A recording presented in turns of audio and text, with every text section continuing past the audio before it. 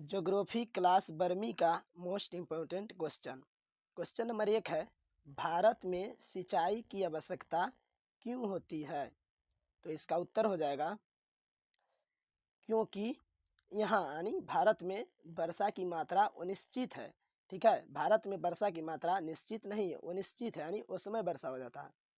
दूसरा कारण है, यहाँ वर्षा की असमान वितरण है, असमान वितरण है। ठीक है, यहाँ पर एक समान वर्षा नहीं होता है। ठीक है, यहाँ पर वर्षा की असमान वितरण है, कहीं कहीं वर्षा होता है, कहीं कहीं वर्षा नहीं होता है।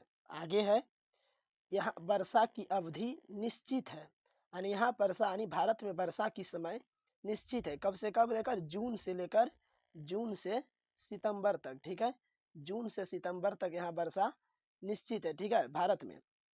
फिर आगे है चौथा नंबर, कुछ फसलों को विशेष जल की आवश्यकता होती है। भारत में कुछ ऐसा फसल है जिसको विशेष यानी अधिक जल की आवश्यकता होती है। पांचवा कारण हो जाएगा इसका, भारत का कुछ क्षेत्र अतिवृष्टि का शिकार है। अतिवृष्टि का शिकार यानी अधिक अधिक वर्षा का शिकार। ठीक है, अति मतलब क्या बहुत, अधिक, वृष्टि का अर्थ हो गया वर्षा। तो भारत का कुछ क्षेत्र अधिक वर्षा का शिकार है। ठीक है, दूसरा क्वेश्चन देखिए, दूसरा है, रोपण कृषि की प्रमुख विशेषता बताइए। तो इसका उत्तर हो जाएगा, कृषि की वैसी प्रणाली जिसमें पौधशाला में पहले छोटे छोटे पौधे यानी बिचड़ा जिसको बोलते हैं, ठीक है, को तैयार किया जाता है, पुनः उसे उखाड़ कर एक बड़े खेत में रोपा जाता है।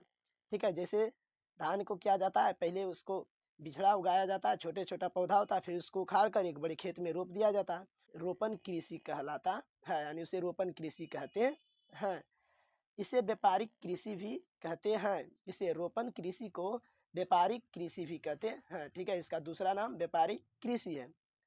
रोपण कृषि की प्रमुख विशेषताएं, यानी इसकी प्रमुख विशेषताएं निम्नलिखित है। ठीक है, ये पहला विशेषता है, इसमें बगानों का आकार बड़ा होता है, यानी बगीचों का आकार बड़ा होता है। दूसरा है, इसमें तकनीकी आधार एवं वैज्ञानिक विधि का उपयोग किया जाता है। तीसरा है, इसमें सस्ते परिवहन का प्रयोग किया जाता है। चौथा है, इसमें सस्ता एवं वो कुशल श्रमिक होते हैं। इसमें एक बार रोपण कर देने के बाद कई वर्षों तक उत्पादन मिलता रहता है। ठीक है, इसमें यानी रोपण कृषि में। ठीक है,